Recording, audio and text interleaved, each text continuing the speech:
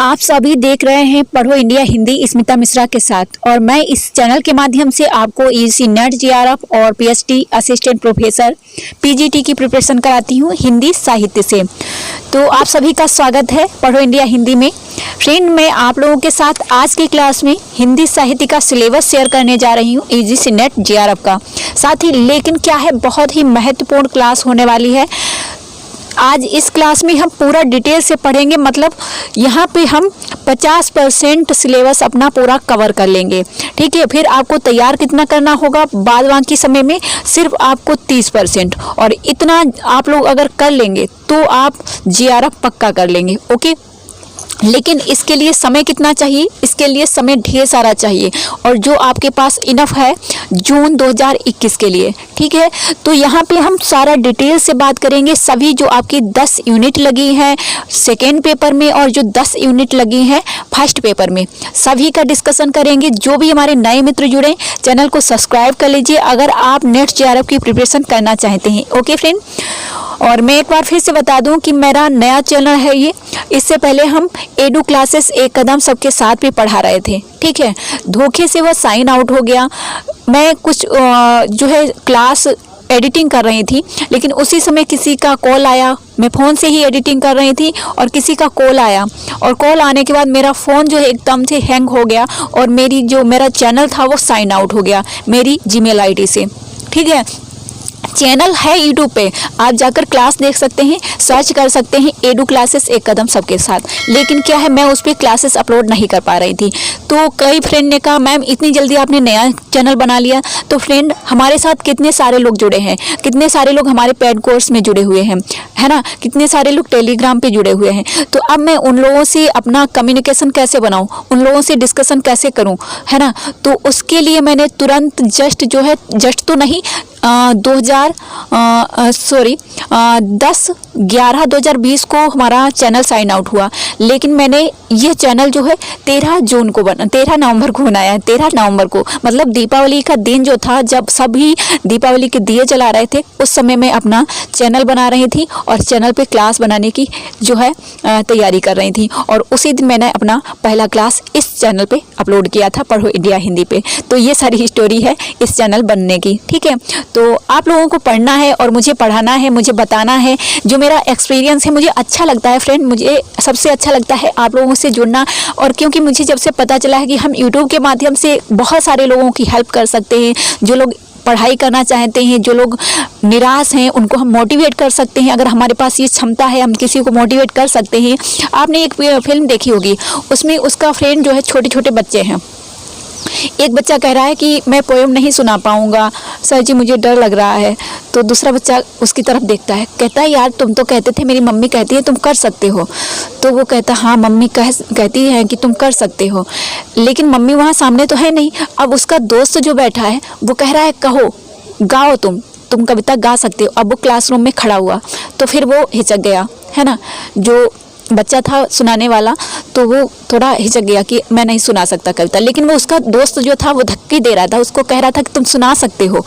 तो उसका जो प्रोत्साहन उसे मिल रहा था, और जब वो खड़ा हुआ, जब उसने अपना पहला शब्द बोला, मम्मी कहती है तुम कर सकते हो, और उसको एकदम से क्या हुआ, इतना प्रोत्साहित हो गया वो, उसने अपनी कविता को इतने अच्छे ढंग से रखा और वो पास हुआ और उसको मेडल मिला। तो फ्रेंड, ये चीज़ें होती हैं मोटिवेशन की, कि अगर हमारे अंदर कुछ है और हम सोचते हैं कि हम नहीं कर सकते हैं, अगर कोई व्यक्ति हमारे पास आकर कहता है कि नहीं तुम कर सकते हो, तुम कर सकते हो, तुम ही करोगे, ऐसे ही लोग करते हैं। तो फ्रेंड, मैं भी यही चाहती हूँ कि मेरे शब्दों के माध्यम से, मेरे वर्क के माध्यम से आप लोग निश्चित सफलता हासिल करें। बहुत सारी हाउसवाइफ हैं मैं तो अभी शादी नहीं की है, शादी करूँगी तो बताऊँगी आप लोगों को। लेकिन बहुत सारी हाउसवाइफ हैं, उनकी जो प्रॉब्लम होती है उनको मैनेज करते हुए उन्होंने 75% किया है। मालूम है कितने दिनों में वो जुड़ी मुझसे? सिर्फ एग्ज़ाम की 15 दिन पहले जुड़ी। क्या ऐसा नहीं है, उन्होंने तैयारी की थी, लेकिन वो कह रहे थे कि मैं नहीं कर पाऊंगी मैम, क्योंकि उन्हें ऐसा लग रहा था, डर लग रहा था अंदर से कि मैं नहीं कर पाऊंगी, क्योंकि मैं हाउसवाइफ हूँ, बच्चों को संभालती हूँ, है ना। तो ये सारी चीज़ें हैं, तो ये चीज़ें चलती रहेंगी, आप लोगों को बताते रहेंगे। आज की वीडियो में हम सिलेबस की बात करेंगे, फर्स्ट पेपर में, सेकेंड पेपर में कितना स्कोर करना है, अपने सिलेबस को कैसे तैयार करना है। तो लास्ट तक बने रहिएगा।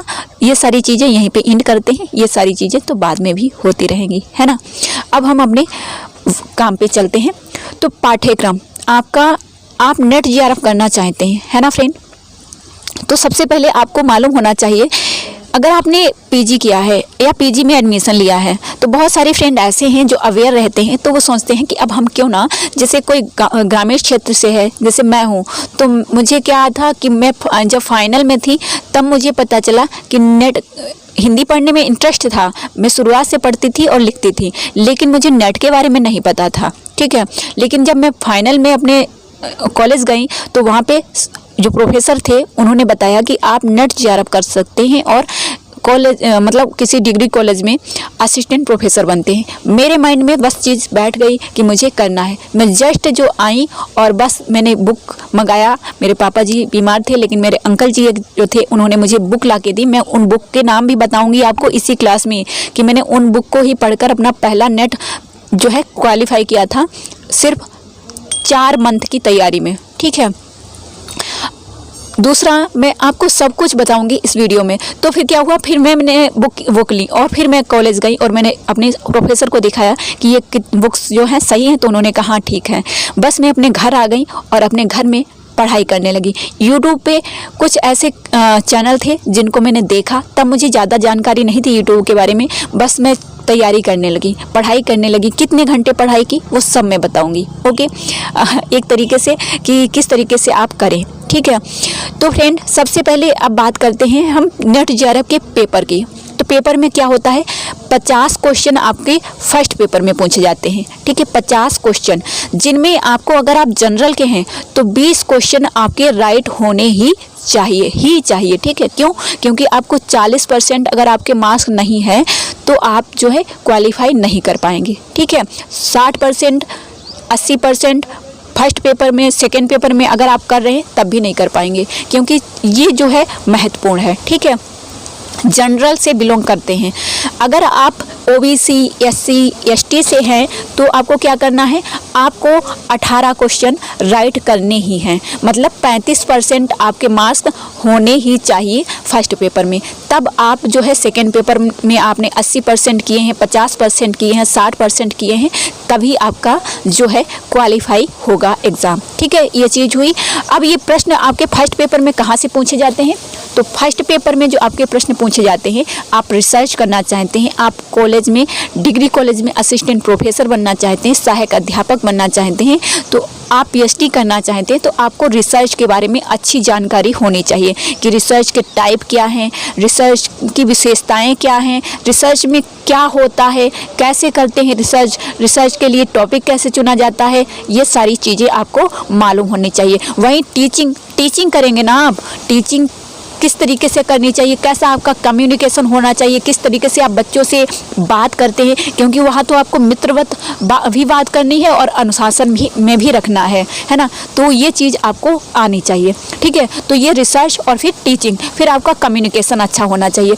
कुछ क्वेश्चन आपके मैथ से भी पूछे जाते हैं, जैसे आपका प्रतिशत कैसे आप लगाते हैं, आप गुणा कैसे करते हैं, भाग कैसे करते हैं, घटाना कैसे करते हैं, ठीक है, चक्रवृद्धि ब्याज कैसे जोड़ते हैं। बहुत ही सिंपल से क्वेश्चन पूछे जाते हैं। डीआई के क्वेश्चन इसी से रिलेटेड होते हैं, ठीक है। रीजनिंग के क्वेश्चन जो आपके कुछ रीजनिंग के क्वेश्चन पूछे जाते हैं, ठीक है, जो आप साधारण से तैयार कर सकते हैं, ओके। मैं यहाँ पे आप लोगों को सभी क्लासेस दूंगी। बस समय कितना लगेगा भाई, समय तो लगेगा ही है ना। डिग्री कॉलेज में पहुँचते पहुँचते आपको कितना समय लगा है ना, 21 साल लग गए होंगे।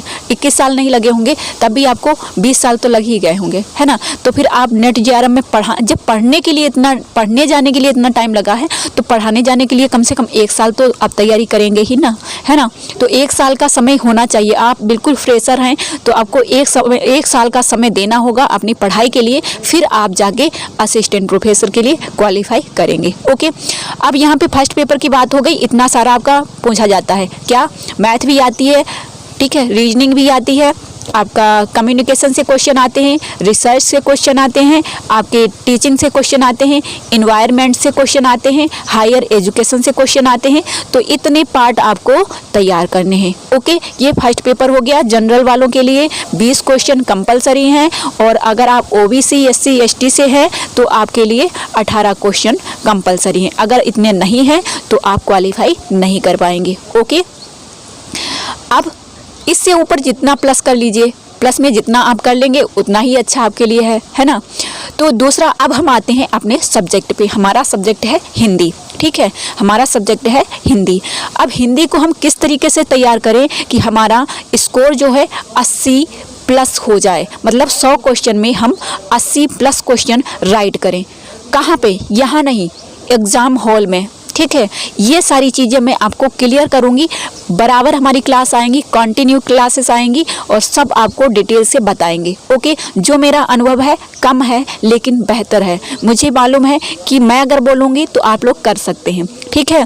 तो आपको करना ही है, और मैं बातों से ही नहीं, मैं आपको मटेरियल भी उपलब्ध कराऊंगी। मैं आपको बता दूं, मेरा चैनल जो था पहले वाला वायरल नहीं हुआ, लेकिन जितने लोग जुड़े थे उन लोगों को सक्सेस हासिल हुई। वही हमारा रहेगा, भले ही हमारा चैनल वायरल ना हो, भले ही 70,000 लोग ना जुड़ें, लेकिन जो लोग जुड़ें निश्चित सफलता हासिल करें, ये हमारा टारगेट है। ओके, तो फ्रेंड, अब हम बात करेंगे कि हमारा जो सेकेंड पेपर है वो भी 10 यूनिट में बटा है। 10 यूनिट में बटा है, लेकिन भाग कितने हैं, उनमें पढ़ना क्या है आपको, वो मैं आपको यहाँ पे बताऊँगी। मैंने आपको बताया है कि 80 प्लस आपका टारगेट रहेगा, ठीक है, 100 क्वेश्चन में, उसको हम अचीव करेंगे, ठीक है भाई। देखिए, मैंने आपको फिर पहले भी बताया, आज भी बता रही हूँ, आप बीटीसी करते हैं, 2 साल बीटीसी में लगता है, फिर आपका टेट सीटेट में लगता है। बीएड करते हैं, ये आपका प्राइमरी लेवल का है। बीएड करते हैं, 2 साल ये लगा, फिर आपका सीटेट और टेट में लगा, तो आपका 3 साल ये लगा, ठीक है, जूनियर लेवल का है। अब आप नेट करना चाहते हैं या पीएचडी करना चाहते हैं, यहाँ जो भी समय लगेगा, यहाँ आप हायर में जा रहे हैं, ठीक है, असिस्टेंट प्रोफेसर बन रहे हैं डिग्री कॉलेज में। नाम बड़ा है तो काम भी बड़ा करना पड़ेगा, है ना। तो अब हम बात करेंगे 10 यूनिट की, किस तरीके से आपको 10 यूनिट तैयार करनी है। बिल्कुल डिटेल से, बिल्कुल सही तरीके से आपको बताएंगे। आपको जो हम बताएं उसी को तैयार करना है। मुझे कॉन्फिडेंस है, इसलिए क्यों कॉन्फिडेंस है, क्योंकि किया है, मेरे साथ जुड़ने वाले लोगों ने किया है, इसलिए मैं आपको बता सकती हूँ, ठीक है।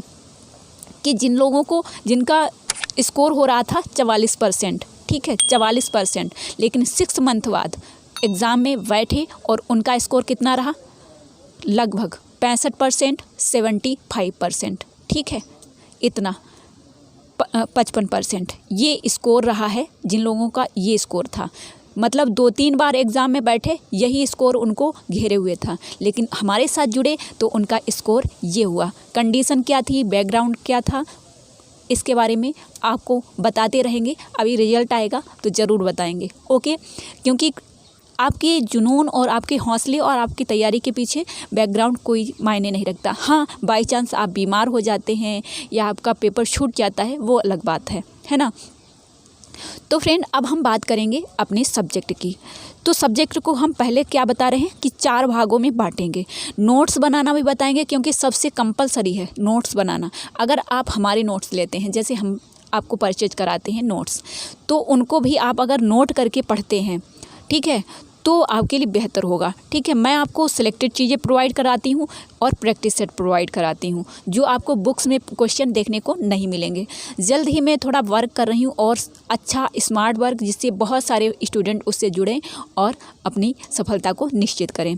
तो फ्रेंड, पहला जो भाग हमारे इसके लिए होगा, हमारे सब्जेक्ट का, वह होगा साहित्य, हिंदी साहित्य। पहली जो हमने यूनिट ली है वह है भाषा विज्ञान, ठीक है। भाषा से संबंधित आपको जानकारी होनी चाहिए कि भाषा का विकास कहाँ से हुआ, भाषा में क्या विशेषताएं हैं, ठीक है, ये सारी चीज़ें आपको मालूम होनी चाहिए। दूसरा जो आपका पार्ट है, अभी मैं इसको शॉर्ट में बता रही हूँ, अभी पूरा डिटेल से बताऊंगी, पूरा पीडीएफ दिखाऊंगी। पुराना पीडीएफ लिया है जिसमें बहुत सारा घिच-पिच है, मतलब किस तरीके से आपको तैयारी करनी है, ठीक है। नया पीडीएफ नहीं लिया है, क्योंकि अगर नया पीडीएफ लेते तो मैं कुछ चीज़ें भूल जाती, क्योंकि माइंड में सभी चीज़ें तो तुरंत नहीं आ जाती है ना। तो बहुत सारी चीज़ें अभी मैं बता रही हूँ तो बहुत सारी चीज़ें भूल जाऊँगी, लेकिन वो मैं आपको डिटेल से बताती रहूँगी, कहीं जा नहीं रही हूँ, है ना। कोई आप स्कूल में जाते हैं, आपकी क्लास ली जाती है, एक मास्टर आपको आता है और कितना 45 मिनट पढ़ाता है, 45 मिनट भी नहीं पढ़ाता है, डेली आपको 40 मिनट पढ़ाता है और चला जाता है। लेकिन आप जब एग्ज़ाम देते हैं तो आप टॉप करते हैं, क्योंकि उसने आपको थोड़ा थोड़ा करके, जैसे आप कोई चीज़ है उसमें जैसे आप एक गुल्लक लेते हैं, उसमें एक एक रुपया डालते रहते हैं, तो आपका एक दिन गुल्लक भर जाता है। तो उसी तरीके से आपको पढ़ाई करनी है, ठीक है। आपका माइंड जो है वो गुल्लक है, उसमें आपको अच्छे अच्छे नोट डालने हैं, ठीक है। कचरा नहीं भरना है, ऐसे सिक्के नहीं डालने हैं जो चलते ही नहीं, मतलब 54 वाले अब तो चलते नहीं हैं, तो उनको नहीं डालना है आपको। बहुत अच्छे वाले जो नए कॉइन्स आते हैं वो डालने हैं, ठीक है। ओके, तो पहले हिंदी भाषा, फिर आपका है हिंदी साहित्य। साहित्य में क्या, हिंदी साहित्य का विकास कहाँ से हुआ, सबसे पहले किसने साहित्य लिखा। अब यहाँ पे मैं आपसे एक क्वेश्चन पूछ रही हूँ कि हिंदी साहित्य सबसे पहले किसने लिखा और किस भाषा में लिखा, ठीक है। मैं आपको सब कुछ कराऊंगी। तीसरा फिर आता है आपका भारतीय काव्य शास्त्र, ठीक है। भारतीय काव्य शास्त्र में आपको पढ़ना है भरत मुनि को, ठीक है, भामा को, बामन को, भट्ट को, भट्टनायक को, भट्टलोलट को, ये सभी आपके भारतीय काव्य शास्त्र में आएंगे। इन्होंने क्या दिया है, कौन से ग्रंथ लिखे हैं, ये सब मैं आपको बताऊंगी। फिर आता है आपका चौथा, फर्स्ट 2, 3 और 4, चौथा क्या है आपका, फिर आता है आपका पाश्चात्य काव्य शास्त्र। पाश्चात्य काव्य शास्त्र में आपको अरस्तु को पढ़ना है, प्लेटो को पढ़ना है, ठीक है, रिचर्ड्स को पढ़ना है, इलियड को पढ़ना है। ये सारे जो हैं इनको मैं अभी आपको डिटेल से बताती हूँ। तो ये 4 भाग जो हैं इन्हीं को तैयार करना है आपको, मतलब भाषा को, साहित्य को। साहित्य में आपका सभी आ जाएगा, आदिकाल से आधुनिक काल तक, साहित्य में ही आपका आदिकाल से आधुनिक काल तक आएगा। भारतीय काव्य शास्त्र बता दिया, फिर आपका पाश्चात्य काव्य शास्त्र बता दिया। तो ये 4 जो हैं पार्ट आपके हिंदी साहित्य के सिलेबस के हैं, जिनको आपको तैयार करना है। अगर आप नोट्स बनाते हैं तब भी अगर आप 4 पार्ट करके ही बना लेते हैं तब भी आपका वेस्ट रहेगा। मैंने जो नोट्स आप लोगों के लिए तैयार किए हैं लगभग 300 पेज के हैं, सिलेक्टेड हैं बिल्कुल, मतलब वो आप पढ़ेंगे तो उनसे बाहर कुछ नहीं आएगा, ठीक है। वो भी मैंने वन लाइनर में मैंने तैयार किए हैं, जिससे आप मैंने इस तरीके से तैयार किए हैं कि आप उनको सिलेक्टेड तरीके से अगर रिवीजन करते हैं, मतलब पढ़ते हैं फिर दोबारा रिवीजन कर लेते हैं तो चीज़ें आपको याद रहेंगी। ओके, अब हम चलते हैं अपनी सिलेबस की तरफ, पीडीएफ आपको दिखाएंगे। ओके, तो ये है आपका पाठ्यक्रम, जिसको पढ़कर, जिसको तैयार करके आप जून 2021 में अपना जेआरएफ लेंगे, ठीक है। जेआरएफ में 80+ का टारगेट रहेगा हमारा, ठीक है। देखिए, एक बार मैं एक चीज़ और बता दूं, क्योंकि यूट्यूब क्लास पे पूरा डिटेल से बताना मुश्किल होता है, लेकिन फिर भी मेरा प्रयास रहेगा कि मैं हर एक टॉपिक को यहाँ पे क्लियर करूँ, ठीक है। तो अब चलिए देखिए, पहली जो हमारी यूनिट है, इकाई 1, हिंदी भाषा। हिंदी भाषा में क्या दिया है, हिंदी की ऐतिहासिक पृष्ठभूमि। अब आपसे क्वेश्चन कैसे पूछा जा सकता है कि हिंदी की ऐतिहासिक पृष्ठभूमि, मतलब हिंदी की पृष्ठभूमि क्या है, तो वह ऐतिहासिक, ठीक है, ऐतिहासिक है। प्राचीन भारतीय आर्य भाषाएं तैयार करना है, मध्यकालीन भारतीय आर्य भाषाएं तैयार करना है, प्राकृत, सौरसेनी, अवहट, अर्धमागधी, मागधी, अपभ्रंश और उनकी विशेषताएं, अपभ्रंश, अवहट, पुरानी हिंदी का संबंध, आधुनिक भारतीय आर्य भाषाएं और उनका वर्गीकरण, हिंदी का भौगोलिक विस्तार, हिंदी की उपभाषाएं, पश्चिमी हिंदी, पूर्वी हिंदी, राजस्थानी, बिहारी तथा पहाड़ी वर्ग और उनकी बोलियां, खड़ी बोली, व्रज और अवधी, विशेषताएं इनकी, हिंदी की विविध रूप, हिंदी उर्दू, दक्षिणी हिंदुस्तानी, हिंदी का भाषिक स्वरूप, हिंदी की स्वनिम अवस्था। स्वनिम किसे कहते हैं, ध्वनि को कहते हैं। स्वनिम किसे कहा गया है, ध्वनि को कहा गया है। खंड और खंडेतर, हिंदी ध्वनियों के वर्गीकरण का आधार। हिंदी शब्द रचना क्या है, उपसर्ग, प्रत्यय, समास। हिंदी की रूप रचना, लिंग, वचन, और कारक व्यवस्था के संदर्भ में संज्ञा, सर्वनाम, विशेषण और क्रियारूप। हिंदी वाक्य रचना, हिंदी भाषा प्रयोग के विविध रूप, बोली, मानक भाषा, राजभाषा, राष्ट्रभाषा और संपर्क भाषा, संचार माध्यम और हिंदी, कंप्यूटर और हिंदी, हिंदी की संवैधानिक स्थिति, देवनागरी लिपि और विशेषताएं और मानकीकरण। तो ये आपकी फर्स्ट इकाई हुई। अब फर्स्ट इकाई से कितने क्वेश्चन पूछे जा सकते हैं? देखिए अभी तक जो भी हमने मतलब मैंने 21 क्वेश्चन पेपर देखे हैं, 21 से 25 क्वेश्चन पेपर मैंने देखे हैं। उनमें इकाई 1 से जो आपकी भाषा है उससे 3 से 4 प्रश्न पूछे गए हैं अभी तक। एक क्वेश्चन मैच वाला पूछा जाएगा, एक क्वेश्चन आपका क्रमागत पूछा जाएगा और 1 या 2 क्वेश्चन आपके डायरेक्ट पूछ लिए जाएंगे। ठीक है, इस तरीके से आपके क्वेश्चन यहाँ से बनते हैं। तो अगर 3 क्वेश्चन बनते हैं तो 6 मार्क्स हो गए और अगर अब 4 क्वेश्चन बनते हैं तो 8 मार्क्स हो गए। और ये 6 और 8 मार्क्स ही आपके जीआरएफ के लिए महत्वपूर्ण होते हैं। ठीक है, तो ये आपको मैं ये भी बताऊंगी इसी क्लास में कि आपको कौन सी बुक पढ़नी है। ठीक है, इस क्लास में अगर बता सकते हैं तो बता देंगे, नहीं तो नेक्स्ट क्लास में आपको डिटेल से बताएंगे कि आपको वो कौन सी बुक पढ़नी चाहिए जो आपको निश्चित सफलता हासिल कराएं। और ये आपका सच्चा आपका मित्र जो होगा वो भी नहीं बताएगा, ये आप क्लियर कर लीजिए। ओके, नेक्स्ट देखिए फ्रेंड, हिंदी साहित्य का इतिहास। अब हिंदी साहित्य का इतिहास कहाँ से पढ़ना है ये मैं आपको बताऊँगी। ओके, इसमें क्या पढ़ना है देखिए, हिंदी साहित्य इतिहास दर्शन।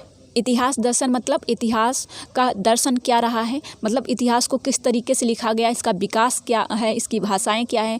पहला जैसे मैंने अभी क्वेश्चन पूछा था कि पहला हिंदी इतिहास किस भाषा में लिखा गया था। ठीक है, तो इस चीज़ों को आपको ध्यान रखना है। फिर हिंदी साहित्य की इतिहास लेखन की पद्धतियाँ, तो सबसे विकसित और सबसे मान्य जो पद्धति रही है वो वैधानिक, ठीक है, विधेयवादी जो पद्धति है वो सबसे बेस्ट रही है। ठीक है, तो ये सारी चीज़ें मैं आपको डिटेल से बताती रहूँगी। फिर नामकरण, आदिकाल की विशेषताएं, साहित्यिक प्रवृत्तियाँ, रासो साहित्य, आदिकालीन हिंदी का जैन साहित्य, सिद्ध और नाथ साहित्य, अमीर खुसरो की हिंदी कविता, विद्यापति और उनकी पदावली।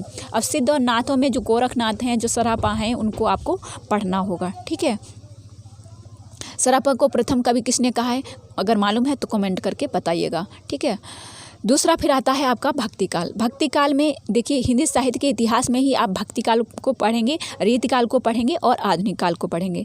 इसी में आप द्विवेदी युग पढ़ेंगे, इसी में छायावाद पढ़ेंगे, इसी में प्रयोगवाद, प्रगतिवाद और प्रयोगवाद पढ़ेंगे। अब मैं यहाँ पे आपको बताती हूँ कि भक्तिकाल में आपको क्या पढ़ना है। तो जब देखिए विद्यापति और उनकी पदावली, अगर आप यहाँ पे ये तैयार कर लेंगे तो आगे अभी आपकी एक यूनिट आएगी हिंदी कविता, तो उसमें भी विद्यापति लगे हुए हैं, अमीर खुसरो भी हैं। ठीक है, अगर आप यहाँ पे तैयार कर लेंगे तो आपका बिल्कुल क्लियर हो जाएगा। फिर आपका भक्तिकाल, भक्तिकाल का विकास कहाँ से हुआ है, मतलब आदिकाल से तो हुआ है, आदिकाल के बाद तो हुआ ही है, लेकिन समय क्या है, किसने कौन सा समय दिया, किस विद्वान ने कौन सा समय दिया है, ये सब मैं आपको यहाँ पे क्लासेस में कराती रहूँगी। भक्ति आंदोलन के उदय के सामाजिक सांस्कृतिक कारण, भक्ति आंदोलन का अखिल भारतीय स्वरूप और उसका अंततः प्रादेशिक वैशिष्ट्य। ठीक है, फिर आपका आता है भक्ति काव्य की सामाजिक सांस्कृतिक पृष्ठभूमि। आलवार संत कौन थे, भक्ति काव्य के प्रमुख संप्रदाय कौन से थे, उनका वैचारिक आधार क्या था, निर्गुण और सगुण कवि और उनका काव्य। निर्गुण कवि कौन थे, सगुण कवि कौन थे, राम काव्य धारा में कौन आते हैं, सगुण काव्य धारा में कौन आते हैं, राम काव्य धारा में कौन आते हैं, कृष्ण काव्य धारा में कौन आते हैं, ये सभी आपको पढ़ना होगा। अष्टचाप के कवियों को मैं आपको विद ट्रिक बताऊंगी जो आप हमेशा के लिए याद रख पाएंगे। ठीक है, ये आपका हो गया आदिकाल और फिर भक्तिकाल। ठीक है, नेक्स्ट आता है आपका रीतिकाल। अब रीतिकाल जहाँ लाक्षणिक ग्रंथ लिखे गए हैं, ठीक है, जो भरत मुनि का नाट्य शास्त्र है उस पर आधारित हैं, कुछ अन्य अलंकारवादी रचनाकार हैं उनके आधार पर जो है लिखी गई रचनाएं वह है रीतिकाल में। ठीक है, कुछ दरबारी कवि थे जिन्होंने अपने जो शासक थे उनके ही जीवन का वृत्तांत लिख दिया, उनकी रानी की सुंदरता को लिख दिया, है ना, इन चीज़ों को इन्होंने व्यक्त किया है। अब यहाँ पे सामाजिक सांस्कृतिक पृष्ठभूमि को पढ़ना है, रीतिकाल की प्रमुख प्रवृत्तियाँ पढ़नी है, जिसमें आपका रीतिबद्ध आएंगे, रीति सिद्ध आएंगे, रीति मुक्त आएंगे। रीतिबद्ध कौन थे, जो रीति से बंधे हुए थे, जो एक परंपरा से चल रहे थे, मतलब एक व्यक्ति है जो परंपराओं को छोड़ नहीं रहा है। ठीक है, कि नहीं भाई ये परंपरा जो हमारी है और हम इसको नहीं छोड़ेंगे। ठीक है, उसके बाद में रीति सिद्ध आए, जिन्होंने उसको सिद्ध कर दिया कि हाँ ये जो है सही है, बिल्कुल सिद्ध है। इसमें 2 रचनाकारों को माना जाता है। डॉक्टर नगेंद्र ने रसनिधि को भी माना है। वैसे जो प्रचलित हैं बिहारी ही हैं, बीए से पढ़ा होगा, एमए तक पढ़ा होगा, लेकिन आप जब यहाँ पर आए हैं नेट के लिए जहाँ रिसर्च होता है, तो रिसर्च में आपके एक और आए हैं रसनिधि। आप डॉक्टर नगेंद्र का मुझे पेज इस समय नहीं याद आ रहा है, उसमें आप देखेंगे, लेकिन रीति सिद्ध में जाएंगे, ठीक है, रीतिवध में जाएंगे तो वहाँ पे एक पेज पे लिखा है 200 के करीब, आप 200 पेज के करीब देखिएगा, वहाँ पे आपको दिखेगा कि रसनिधि जो है डॉक्टर नगेंद्र ने रसनिधि को भी जो है रीति सिद्ध में बताया है। ठीक है, रीति मुक्त जो है, रीति मुक्त में कौन, जो जिन्होंने ना तो रीतिवद्ध को माना है ना ही रीति सिद्ध को माना है, उन्होंने रीति मुक्त हो गए। उन्होंने अपनी अभिव्यक्ति को दिया है, अपनी जो रीति जो मतलब अपनी अभिव्यक्ति ही वहाँ पे व्यक्त की है। अब रीति मुक्त कौन हुए, घनानंद हुए हैं, वोधा हुए हैं, ठाकुर हुए हैं, आलम हुए हैं, द्विजदेव हुए हैं। ठीक है, ये 5 रचनाकार जो हैं रीति मुक्त में आए हैं। देखिए फ्रेंड, मैं यहाँ पे एक चीज़ और बता दूँ, यहाँ पे एक क्वेश्चन और पूछा जाता है कि घनानंद जो है रीति मुक्त क्यों हो गए। रीति मुक्त हो गए, उनकी प्रेमिका जो थी, प्रेमिका को उन्होंने कृष्ण माना था। ठीक है, वो अपने कृष्ण की तरह उनको प्रेम करते थे, लेकिन उनकी प्रेमिका उनसे कोई भी मतलब नहीं रखती थी। ठीक है, बस यहीं पर उन्होंने वही दुख जो था, वही जो वेदना थी, उसको इन्होंने व्यक्त किया, इसलिए ये रीति मुक्त हो गए। इनकी जो प्रेमिका थी नाम क्या था, सुजान था। अब बोधा की जो थी प्रेमिका, उनका क्या नाम था, अगर आपको मालूम है तो हमें कमेंट करके ज़रूर बताइएगा। कुछ मिला जुला नाम है, सुजान नाम था उनका, और बोधा की जो थी उनका क्या नाम था। ठीक है, तो ये आपका रीतिकाल में हो गया। ठीक है, अब आधुनिक काल, आधुनिक काल का ही पूरा फंडा है, इसको आपको कैसे पढ़ना है, कितना पढ़ना है, ये मैं आपको ज़रूर बताऊँगी। ठीक है, अब यहाँ पर क्या करना है, हिंदी गद्य और गद्य का उद्भव और विकास। अब यहाँ पे आधुनिक काल में आपका काव्य भी आएगा, ठीक है, साहित्य भी आएगा। ठीक है, गद्य और पद्य दोनों ही आएंगे, साहित्य में तो दोनों ही आएंगे, काव्य भी आएगा और जो है गद्य भी आएगा, मतलब गद्य और पद्य दोनों आएंगे। अब गद्य में बहुत सारा है, पद्य में तो आपका सिर्फ कविताएं ही आएंगी, वो चाहे प्रबंध काव्य हों, चाहे आपके मुक्तक काव्य हों, ठीक है, खंड काव्य हों, यही आएंगे। लेकिन आपके जो गद्य है उसमें आपका क्या आएगा, उपन्यास, कहानी, नाटक, रेखाचित्र, रिपोर्टाज, डायरी, आत्मकथा, निबंध, ठीक है, आलोचना, ये सारे इसके जो हैं निकले हुए हैं यहाँ से, ये आपके गद्य से हैं। अब इनके रचनाकार कौन हैं, इनमें कौन कौन सी रचनाएं आई हैं, ये सब आपको पढ़ना है, और मैं आपको विद ट्रिक सभी को अलग अलग क्लासों में पढ़ाऊँगी। बहुत ही रणनीति से, सही रणनीति से हम चलेंगे। ओके फ्रेंड, तो अब बताइए क्या बाकी रहा है। अभी तो बहुत कुछ बाकी पड़ा है ना, अभी तो पूरा पढ़ा ही है, अभी देखा ही क्या है। तो अब हमने यहाँ पे ये देख लिया। अब हमें द्विवेदी युग में, द्विवेदी युग के कौन रचनाकार हैं, मतलब भारतेंदु युग को बताया है कि भारतेंदु का जन्म हुआ है 1850 में, और तभी से ये आधुनिक काल प्रारंभ हो गया। ठीक है, इससे पहले जो था वो रीतिकाल था। ओके, फिर आया आपका, और 1800 में आपका जो कोलकाता विश्वविद्यालय था, कोलकाता कॉलेज था जो, उसका निर्माण हुआ था 1800 में। ठीक है, किसने किया था, अगर आपको मालूम है तो बताइएगा। अब यहाँ पे द्विवेदी युग है जो है, ठीक है, यहीं से आपकी पत्रिका जो निकली थी सरस्वती, जिसका प्रकाशन वर्ष 1900 था। ठीक है, किसने किया था, महावीर प्रसाद द्विवेदी ने। लेकिन महावीर प्रसाद द्विवेदी बाद में आए थे, इससे पहले किसने किया था, ये आपको अगर मालूम है तो बताइएगा। महावीर प्रसाद द्विवेदी जो है 1903 में इसका संपादन किया था।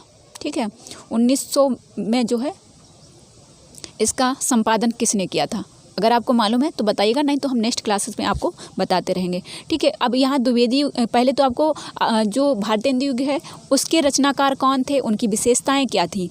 अब भाई यहाँ पे जो रचनाकार थे उनकी विशेषता ये थी कि वह सभी पत्रकार थे। ठीक है, सभी, अधिकतर जो थे वो पत्रकार थे, ये इनकी विशेषता थी। दूसरा, द्विवेदी युग जो है, इनके युग में इतिवृत्तात्मकता थी। ठीक है, अब इसमें कौन कौन से रचनाकार आते हैं, यहाँ पे आपके कौन आएंगे, यहाँ पे आपके बालकृष्ण भट्ट आएंगे, प्रताप नारायण मिश्र आएंगे, भारतेंदु जी आएंगे, अंबिकादत्त व्यास आएंगे। ठीक है, ये सभी जो ठाकुर जगमोहन सिंह आएंगे, ये आपके भारतेंदु युग में आएंगे। वहीं आपका द्विवेदी युग है, इसमें कौन आएंगे, महावीर प्रसाद द्विवेदी हैं, मैथिली शरण हैं, ठीक है, अयोध्या प्रसाद हैं, बाकी बहुत सारे, देवकी नारायण जी हैं, देवी प्रसाद राय जी हैं, बहुत सारे नाम हैं।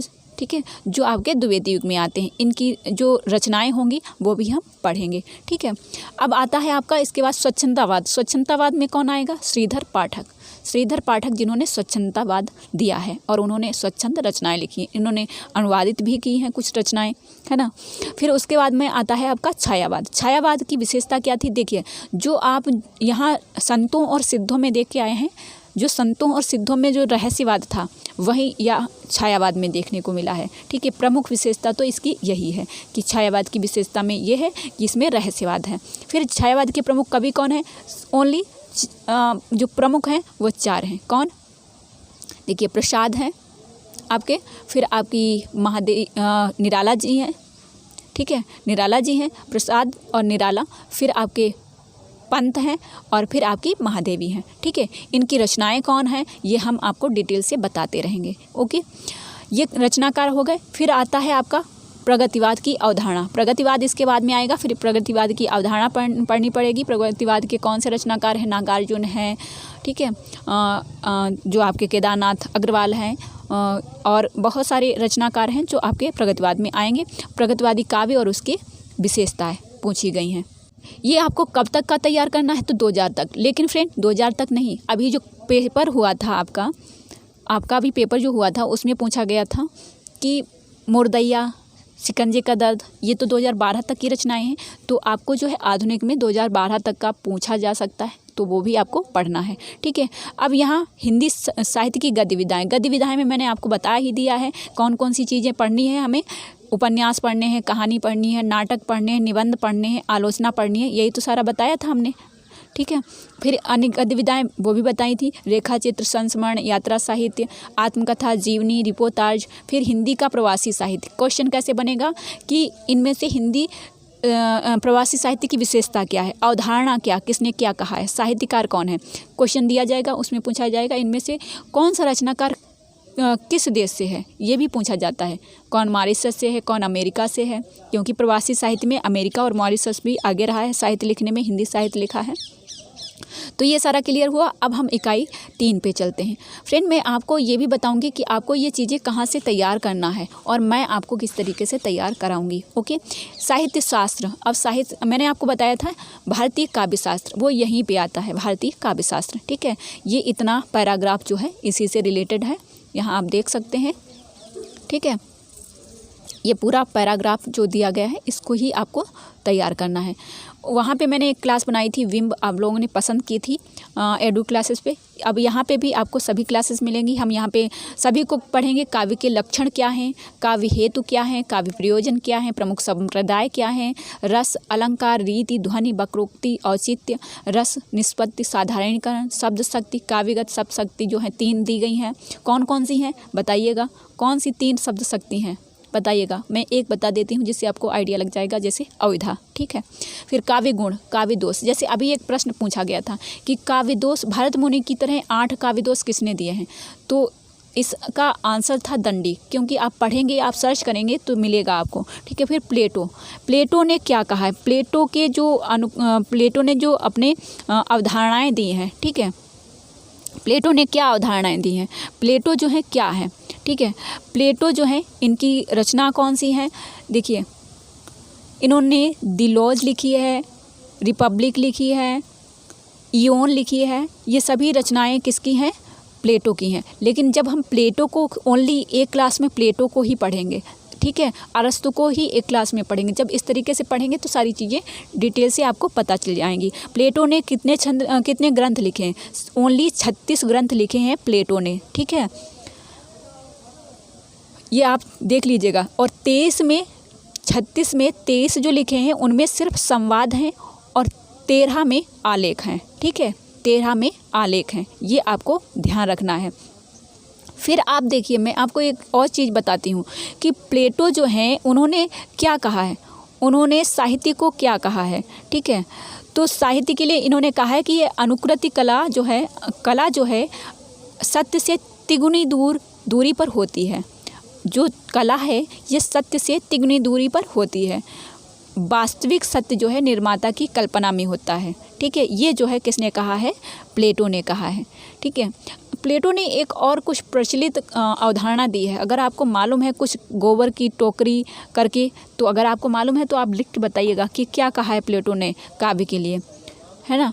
इन्होंने एक और चीज़ दी है, सत्य का साक्षात्कार, और जिसमें कहा है इन्होंने कि ऐसा जीवन जिसका परीक्षण ना किया जा सके वह जीने योग्य नहीं है। ऐसा जीवन जिसका परीक्षण ना किया जा सके वह जीने योग्य नहीं है। बहुत ही अच्छा है, आप अपने जीवन का परीक्षण करते रहें, मूल्यांकन करते रहें कि आपने अभी तक क्या किया है, ये सबसे बेस्ट है। ठीक है, ये प्लेटो का ही संवाद है। फिर देखिए, प्लेटो जो हैं इन्होंने काव्य के 3 प्रमुख भेद भी दिए हैं। ये भी आपको पढ़ना, मैं बहुत सारी चीज़ें यहाँ पे क्लियर करा रही हूँ। मैंने आपसे कहा ना कि 50% तो मैं आपको क्लास में ही क्लियर करा दूंगी। इसी क्लास में सिर्फ एक क्लास ये देखेंगे, बहुत सारी चीज़ें आपकी क्लियर हो जाएंगी। ठीक है, जो चीज़ें आप अगर बुक्स में, क्योंकि आपकी बुक जो है वो आपसे ये नहीं कहेगी कि मुझे पढ़ो, ना ही कोई पेज कहेगा, ना ही कोई शब्द कहेगा कि मुझे पढ़ लो, मैं एग्ज़ाम में आऊँगा। लेकिन मैं यहाँ पे चिल्ला रही हूँ, जो आपको बता रही हूँ, वो एक एक शब्द जो है महत्वपूर्ण है। ठीक है, अब यहाँ पे प्लेटो ने जो काव्य के 3 प्रमुख भेद दिए हैं, कितने प्लेटो ने भेद दिए हैं? 3 दिए हैं। अगर आप लिख लेते हैं, कमेंट बॉक्स में ही लिखेंगे, तो आपको बहुत अच्छे तरीके से तैयार हो जाएगा। ठीक है, प्रश्न ये नहीं पूछा जाएगा कि प्लेटो कौन है, ये पूछा जाएगा कि प्लेटो ने कौन से जो है कौन सी परिभाषाएं दी हैं, प्लेटो ने क्या कहा है। तो प्लेटो ने काव्य के 3 प्रमुख भेद दिए हैं, अनुकरणात्मक, प्रहसन और दुखांतक। ठीक है, नाटक को कहा है, वर्णात्मक प्रगीत को कहा है, और मिश्र जो है महाकाव्य को कहा है। ये 3 भेद स्वीकार किए हैं प्लेटो ने। ओके, ये तीनों आपको ध्यान रखना है। त्रासदी के बारे में भी प्लेटो ने बात करी है और अरस्तु ने भी बात करी है, ये भी आपको ध्यान रखना है। ओके फ्रेंड, तो यहाँ पे ये चीज़ क्लियर हुई। अरस्तु जो है इन्होंने अनुकरण सिद्धांत दिया है, त्रासदी दी है, विरेचन सिद्धांत दिया है, वर्ड्सवर्थ जो है इनका काव्य भाषा सिद्धांत भी पढ़ना है। कॉलरिज जो है, कॉलरिज और कल्पना, इस तरीके से आप देखिए, का और ला इसमें भी आता है और का और ला इसमें भी आता है, तो इसको आप इस तरीके से ट्रिक से भी याद रख सकते हैं। फिर फैंटेंसी, कॉलरिज ने ही फैंटेंसी दी है। आधुनिक काल में फैंटेंसी किसने लिखी है बताइएगा। ओके, फिर आते हैं आपके टी.एस. एलियट। इन्होंने निर्व्यक्तिकता का सिद्धांत दिया है और फिर परंपरा की अवधारणा दी है। फिर आपके आइए टी.एस. एलियट, निर्व्यक्तिक, ये यहाँ पे देख लिया। आइए रिचर्ड्स, इन्होंने मौलिक सिद्धांत दिया है, बिल्कुल डायरेक्ट मैच करने के लिए आ जाता है। यहाँ से जो भी क्वेश्चन आएंगे बहुत ही अच्छे आएंगे। ठीक है, फिर रिचर्ड्स जो है मौलिक सिद्धांत दिया है, संप्रेषण दिया है, काव्य भाषा सिद्धांत, फिर रूसी रूपवाद, फिर नई समीक्षा, और फिर मिथक, फैंटेसी, कल्पना, प्रतीक, बिंब, ये सभी हम पढ़ेंगे। ओके, ये क्लियर हुआ। यहाँ पे 3rd यूनिट आपको किस तरीके से तैयार करनी है मैं आपको सब बताऊंगी। यहाँ पे मैंने आपको बता दिया है, इन चीज़ों को आप डायरेक्ट, क्योंकि 50% आपका यहाँ पे बिल्कुल क्लियर हो जाएगा इस क्लास में, क्योंकि आपको पता चल जाएगा कि हमारे सिलेबस में क्या है। और किसी भी परीक्षा को तैयार करने के लिए सबसे पहले उसका सिलेबस देखना चाहिए, उस सिलेबस को बिल्कुल कंठस्थ कर लेना चाहिए। उसके बाद में आपको प्रीवियस ईयर के क्वेश्चन पेपर देखना चाहिए। उसके बाद में आपको किसी ऐसे व्यक्ति से जो जानता है कि ये बुक पढ़कर आप अच्छे से अपने एग्ज़ाम को क्वालिफाई कर सकते हैं, ऐसे व्यक्ति से पूछिए, ना कि अपने मन से या अपने किसी ऐसे वैसे व्यक्ति से पता करके जो है बुक खरीद लीजिए। ठीक है, मैं आपको सब कुछ डिटेल से बताऊंगी। मैं आपको आज जो है इस क्लास में सिलेबस बता रही हूँ। नेक्स्ट क्लास में मैं आपको, नेक्स्ट क्लास में क्या, अभी जो पेपर हुआ है वो आपको इन स्क्रीन में मिल जाएगा। ठीक है, उसका मॉर्निंग शिफ्ट का पेपर मुझे मिल गया है, आंसर की भी मिल गई है, पेपर भी मिल गया है। जल्द आपको वो भी मैं यहाँ पे प्रोवाइड करा दूँगी। ओके, तो ये अभी आपको पता चल जाएगा कि पेपर का लेवल कैसा है, इसकी जो है प्रवृत्ति कैसी है, किस तरीके से पेपर में क्वेश्चन पूछे जाते हैं। अगर आप 21 साल के, मतलब 21 से 25 प्रश्न पत्र आप सॉल्व कर लेते हैं तो आपको निश्चित पता चल जाएगा कि प्रश्न पत्र में, पेपर में क्वेश्चन पूछे कैसे जाते हैं। ओके, तो ये आपका क्लियर हुआ। अब हम 4थी यूनिट जो हमारी है, वैचारिक पृष्ठभूमि।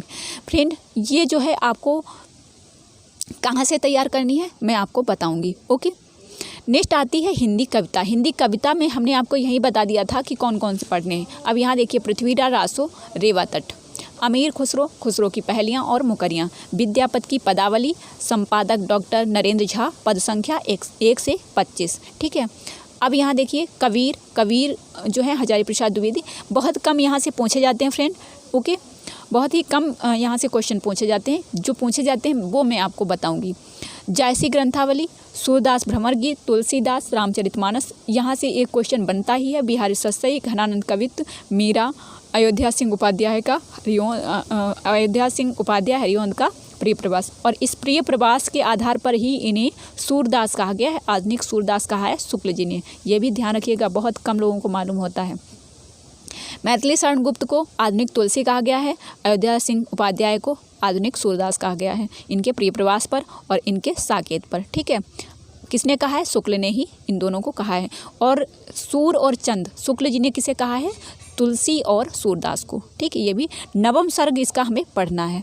फिर आइए जयशंकर प्रसाद। देखिए जयशंकर प्रसाद छायावादी हैं, निराला जी छायावादी हैं, सुमित्रानंदन पंत छायावादी हैं, महादेवी वर्मा छायावादी हैं। ये चारों रचनाकार छायावादी हैं जिन्हें आपको पढ़ना है। ये आपके दोनों द्विवेदी युग के हैं। ठीक है, अब जयशंकर प्रसाद की आंसू पढ़नी है, 1925 में आई है। कामायनी 1935 में आई है। कामायनी का श्रद्धा लज्जा एड़ा सर्ग पढ़ना है। कामायनी जो है इसके 15 जो सर्ग हैं वो भी मैं आपको एक ट्रिक से बता दूंगी। ओके, क्योंकि कभी कभी क्वेश्चन पेपर में पूछा जाता है क्रम से लगाने के लिए। फिर आपके निराला जी जो हैं, जूही की कली किसमें? परिमल में संकलित है। जागो फिर एक बार, फिर सरोजी स्मृत, राम की शक्ति पूजा, कुकुरमुक्ता, बांधुना इष्ठाओं बंधु, ये सभी रचनाएं हमें पढ़नी है। सुमित्रानंदन पंत परिवर्तन प्रथम रस। महादेवी वर्मा बीन भी हूँ मैं तुम्हारी, रागिनी भी हूँ मैं, नीर भरी दुख की बदली, फिर विकल है प्राण मेरे, यह मंदिर का दीप इसे नीरव जलने दो। और देखिए गलती, अगर हम यहाँ पे गलती करेंगे आप बोल देंगे, ठीक है, कि मैम आपने ये गलत बोल दिया। अब इसका क्या करोगे? इसका किससे कहने जाओगे कि ये टाइप, देखिए यहाँ पे लिखा गया है। बाई चांस ऐसा, देखिए कहीं भी कोई भी काम करे, कंप्यूटर नहीं करता है, कंप्यूटर बैठा व्यक्ति करता है, टाइपिंग करता है, बोलता है व्यक्ति, तो बाई चांस ऐसा हो जाता है कि हमारे माइंड में वो चीज़ नहीं आती है और हम बोल देते हैं कुछ और, है ना। तो ये बाय मिस्टेक हो जाता है। तो आप लोग जो है, हाँ, इन्फॉर्म करिए उसको तुरंत इन्फॉर्म करिए कि आपने गलत बोला है ना। जैसे ये द्रुत झरो जगत के जीर्ण पंत जो है पंत जी की पंक्ति है, जो यहाँ पे जो जिसने भी टाइप किया है आयोग के द्वारा, वहाँ पे इसने ये महादेवी की रचना में लिख दिया है, ठीक है, जो गलत है। फिर आता है, अभी मैं एक चीज़ और बताऊंगी। बहुत सारे फ्रेंड ने मुझे कई बार, मैंने ही जब पेपर सॉल्व कराया, मैंने मतलब कई प्रैक्टिस सेट कराए, तो उन्होंने कहा मैम गलत बता रही हैं। लेकिन फ्रेंड आपको डिटेल से पढ़ना चाहिए। मैं तो पढ़ ही रही हूँ, मैं आप लोगों को पढ़ा रही हूँ और बराबर अपने आप भी अध्ययन कर रही हूँ। मैं ऐसे ही आप लोगों को नहीं पढ़ा रही हूँ, मैं बराबर अध्ययन करती हूँ। और जो चीज़ें मुझे सिलेक्टेड लगती हैं, मैं आपको नहीं मालूम होगा कि मैं दिन भर सर्च करती हूँ। मैं जब दिन भर सर्च करती हूँ और मैं चाहती हूँ कि आप लोगों को चीज़ें ऐसी दी जाएँ जो आपको एग्ज़ाम में बिल्कुल सटीक देखने को मिलेंगी। मुझे भी खुशी होगी ना, है ना। तो अब देखिए, रामधारी सिंह दिनकर ओज के कवि, प्रगतिवाद के कवि, उर्वशी लिखी है इन्होंने, 5 अंक में लिखी है, ठीक है। तृतीय अंक रश्मिरथी जो है, इसमें कुल की बात करी गई है। कर्ण इसके जो है पात्र हैं, ठीक है। नागार्जुन जो है प्रगतिवाद के ही हैं। कालिदास बादल को घिरते देखा, अकाल और उसके बाद, खुरदरे पैर, शासन की बंदूक, मनुष्य। एक बात और बता दूं, ये कहाँ पे किसमें संकलित हैं, मेरे पास सब नोट रखा है, मैं आपको यहाँ पे शेयर कर दूंगी, ठीक है। जो लोग ज्वाइन करेंगे हमारा कोर्स, उन लोगों को तो मिलेगा ही। जो हमारे नोट्स हैं, जो हमारे प्रैक्टिस सेट हैं, 31 प्रैक्टिस सेट हमने तैयार किए हैं, उनको फिर से इम्प्रूव करना है मुझे, तो मैं उस पर भी वर्क कर रही हूँ। और 1 दिसंबर से जो है रजिस्ट्रेशन स्टार्ट होंगी और 15 दिसंबर से क्लासेस स्टार्ट हो जाएंगी। इस बार जो लोग हमारी क्लासेस ज्वाइन करेंगे उनको वॉइस रिकॉर्डिंग में, प्राइवेट क्लासेस में, मतलब यूट्यूब पे क्लास आप लोगों के लिए भी आएगी, उन लोगों के लिए स्पेशल अलग जाएगी प्राइवेट, ठीक है। तो ये सारी चीज़ें क्यों करेंगे ये, तो जो लोग फ्रेंड जॉब करते हैं, जो लोग हाउस वाइफ हैं, वो लोग, उनको ज़रूरत होती है सिलेक्टेड मटेरियल की, ठीक है। तो उन लोगों के लिए क्लासेस चलेंगी। अगर आप स्टूडेंट हैं, आप मेहनत कर सकते हैं, पूरा जो कहा जाता है ब्रह्मांड को छान सकते हैं, एक जो पाठ्यक्रम है पूरा ब्रह्मांड है, इसको छान सकते हैं, तो आप अपने आप मेहनत करिए। मैं आपका सही मार्गदर्शन करती रहूँगी। आपके लिए फ्री टेलीग्राम है, 3 टेलीग्राम चैनल है मेरे। पहला एडू क्लासेस, जहाँ पे सिर्फ PDF जाती हैं। दूसरा एडू क्लासेस सफलता की ओर, जिसमें आप डिस्कशन करते हैं, क्विज़ भी होती है, ठीक है।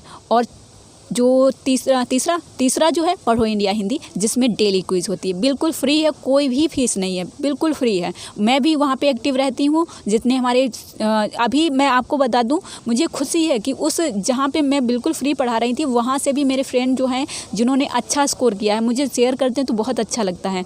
तो आप भी कर सकते हैं। अभी से जुड़िए, लास्ट तक बने रहिए, जब तक सफलता निश्चित ना हो जाए तब तक बने रहिए। क्विज मैं तैयार करती हूँ, मैं क्विज कराती हूँ। अगर आप क्विज बना पाते हैं तो आप भी शेयर कर सकते हैं। लेकिन वैसे भी फ्रेंड, सारे जो स्टूडेंट हैं वो अपना अपना क्वेश्चन करते रहते हैं, जिससे आपको पता चलता है कि हाँ, ये क्वेश्चन भी तैयार करना चाहिए। ओके, तो उसका लिंक जो है आपको कमेंट बॉक्स में मिल जाएगा, नहीं तो आप जाइए टेलीग्राम पे और सर्च कर लीजिए एडू क्लासेस। ओके, सिर्फ किस तरीके से लिखना, इस तरीके से एडू क्लासेस। ये नाम इसलिए रखा था क्योंकि हमारा जो चैनल था एडू क्लासेस, उसके नाम पर। ठीक है, आपको यहाँ पे स्क्रीन पे दिख जाएगा चैनल का नाम, व्हाट्सएप नंबर भी आप कांटेक्ट कर सकते हैं। ओके, मैं आपके लिए तत्पर हूँ हर समय आपकी प्रिपरेशन में आपका साथ देने के लिए। ठीक है, फिर आते हैं, आप देखिए जो आगे हैं सच्चिदानंद हीरानंद बादशायन आगे, इनका पूरा नाम है। ठीक है, प्रयोगवाद के ये समझ लीजिए पंडित कहे जाते। पंडित किसको कहा जाता है? जो विद्वान होता है। तो इनको प्रयोगवाद का पंडित कहा तो किसी ने नहीं है, मैं इनको बोल रही हूँ। ठीक है, ये मत सोचिएगा किसी ने बोला है। ठीक है, अलग अलग बोला गया है। कलगी बाजरे की, यह दीप अकेला, हरी घास पर क्षण भर, असाध्य वीणा, कितनी नावों में कितनी बार। यह दीप अकेला मैंने ही अभी शेयर की है कविता इनकी यूट्यूब पे, उसका एंड स्क्रीन पे आपको वीडियो मिल जाएगा, आप देख सकते हैं। ये रचनाएं इनकी किस में संकलित है मैं आपको बताऊंगी। इनका प्रकाशन वर्ष क्या है वो भी बताऊंगी। जिस तरीके से यहाँ आप देखेंगे लिखा है, यहाँ जगह नहीं थी इसलिए नहीं लिखा है। ये पुराना PDF है जो हमारे व्हाट्सएप पे ज्वाइन किए थे उनको ये दी गई थी। ठीक है, PDF वही मैं यहाँ पे लेकर आई हूँ आप लोगों के लिए। फिर आते हैं, देखिए इन्होंने ही तार सप्तक दिया है। तार सप्तक इन्होंने दिया है 4 भागों में। पहला तार सप्तक जिसको सिर्फ तार सप्तक बोला जाता है, दूसरा तार सप्तक, तीसरा तार सप्तक, चौथा तार सप्तक। ठीक है, पहले तार सप्तक में कोई महिला लेखिका नहीं है, दूसरे में है शकुंतला माथुर, तीसरे में है कीर्ति चौधरी, चौथे में है सुमन राजे। ठीक है, ये तीनों पूछा जाता है किस में कौन है। ठीक है, और तार सप्तक जो है 7-7 कवि हैं सभी में। तो ये मैं आपको ट्रिक से बता दूंगी कि आपको किस तरीके से। मैंने आपको एक क्वेश्चन पेपर सॉल्व कराया था, उसमें मैंने 3rd के बताए थे कि कुंवर केदार के मध्य में विजय देव की सेना। इस तरीके से आप याद रख सकते हैं ट्रिक को, मज़ेदार ट्रिक होगी और आप याद भी कर लेंगे। फिर आते हैं भवानी प्रसाद मिश्र, जिन्होंने लिखा है गीत फरोश। ठीक है, फिर सतपुड़ा के जंगल इन्होंने लिखा है। मुक्तिबोध जो है इन्होंने जो इनकी अभी एक क्वेश्चन पूछा गया था कि 3 आदमी जो है इन्होंने कितने आदमियों का इन्होंने अपनी रचना में वर्णन किया है। तो 3 आदमी। ठीक है, 3 आदमी है उसमें, भूल गलती, ब्रह्म राक्षस, अंधेरे में इनकी रचनाएं हैं। फिर आते हैं धूमिल, जिन्होंने मुक्तिबोध नहीं है, धूमिल है। ठीक है, 3 रोटी और संसद में इन्होंने 3 आदमियों का वर्णन किया है, धूमिल। ठीक है, देखिए मैंने ही क्या बोल दिया, माफ़ी चाहूँगी फ्रेंड, गलत नहीं बोलना चाहूँगी, लेकिन ज़्यादा देर हो गई है। 35 मिनट की क्लास हो चुकी है ये, और इससे पहले एक क्लास जो है दोनों को मर्ज करना होगा, तो माफ़ी चाहूँगी। बाकी कोई मिस्टेक नहीं की है अभी तक। तो धूमिल जो है इन्होंने ही रोटी और संसद में 3 आदमियों का वर्णन किया है, नक्सलवाड़ी, मौसीराम, अकाल दर्शन। तो ये आपकी हिंदी कविता हो गई जिन्हें हमें पढ़ना है। ठीक है, कौन सी कविता किस में संकलित है, उनका प्रकाशन वर्ष क्या है, उनमें क्या विषय है, ये आपके एग्ज़ाम में पूछा जाएगा। फिर आइए हिंदी उपन्यास। हिंदी उपन्यास में पंडित गौरीदत्त, देवरानी जेठानी की कहानी, सर्वसुख जो है प्रमुख इसका पात्र है। फिर आइए लाला श्रीनिवास दास, परीक्षा गुरु 1882, प्रेमचंद गोदान 1936, अज्ञेशेखर एक जीवनी भाग 1 जो है 1951, उत्थान और संघर्ष इसका जो है पार्ट है। हजारी प्रसाद द्विवेदी बाणभट्ट की आत्मकथा 1946, फणेश्वर नारायणु मैलांचल 1954 आंचलिक उपन्यास है। यशपाल झूठा सच 2 भाग हैं, वतन और देश का भविष्य। BHU का जो एंट्रेंस हुआ था PhD का, उसमें एक क्वेश्चन पूछा गया था। अमरलाल नागर का मानस का हंस 1972, भीष्म साहनी का तमस 1973, श्रीलाल शुक्ल का राग दरबारी 1968। आपको कहीं नहीं जाना है, देख लीजिए, आप कहीं किसी से नहीं पूछेंगे। इस क्लास को अगर आप देख रहे हैं तो स्क्रीनशॉट ले लीजिए, या फिर आपको इसका PDF फ्री टेलीग्राम ग्रुप में मिल जाएगा, वहाँ ले लीजिए, आप इसको नोट कर सकते हैं। ओके, कृष्णा सोबती जिंदगी नामा 1979। ठीक है, डेरा जट्टा गाँव का इसमें वर्णन है। मन्नू भंडारी आपका बंटी 1971, जगदीश चंद्र माथुर जो है धरती धन्ना अपना, और मुट्ठी भर कांकर भी इनका एक उपन्यास है 1972 में। ठीक है, अब ये आपके उपन्यास थे जो हमने यहाँ पे देखे हैं। ठीक है, नेक्स्ट अब आइए हिंदी कहानी पे। तो हिंदी कहानी भी मैंने बहुत सारी कहानियों के जो है प्रकाशन वर्ष लिख दिए हैं। राजेंद्र भाला घोष जो है पहली बंग महिला जिनको कहा जाता है पहली लेखिका, चंद्रदेव से मेरी बातें जो पहले निबंध के रूप में प्रकाशित हुई थी। ठीक है, पहले ये निबंध के रूप में प्रकाशित हुई थी और पहले ये राजनीतिक कहानी है। फिर आती है इनकी दुलाई वाली 1907 में। फिर माधवराव सप्रे एक टोकरी भर मिट्टी 1901, सुभद्रा कुमारी चौहान राही, प्रेमचंद ईदगाह दुनिया का अनमोल रतन 1909। अनमोल रतन जो है इनकी जमाना पत्रिका में प्रकाशित हुई थी। राजा राधिका रमण प्रसाद सिंह जो है कानों में कंगना 1913। चंद्र शर्मा गुलेरी उसने कहा था 1915। अभी जो एक प्रश्न पूछा गया था प्रथम विश्व युद्ध पर आधारित, तो यही है उसने कहा था। ठीक है, इन्होंने सिर्फ 3 रचनाएं लिखी हैं, 3 कहानियां लिखकर ये प्रसिद्ध हुए हैं। चंद्र शर्मा गुलेरी इतने बुद्धिमान थे। ठीक है, जयशंकर प्रसाद आकाशदीप 1928। ठीक है, और मैंने कम से कम 300 से लगभग कहानियाँ लिखी, वो कविताएं लिखी हैं और कहानियाँ भी लिख रही हूँ। लेकिन फ्रेंड ये होता है कम्युनिकेशन, अगर इनकी कहानी ये लिखते और प्रकाशित ना कराते तो क्या ये फेमस हो पाते? नहीं होते। अभी मेरी एक देखिए, हमारे साथ जुड़ने में एक फ़ायदा आपका और है, अगर आप लेखन कार्य करते हैं तो मैं आपकी कविताओं को, रचनाओं को प्रकाशित भी करा सकती हूँ। मैंने अपने बहुत सारी फ्रेंड की कविताएं और रचनाएं प्रकाशित कराई हैं।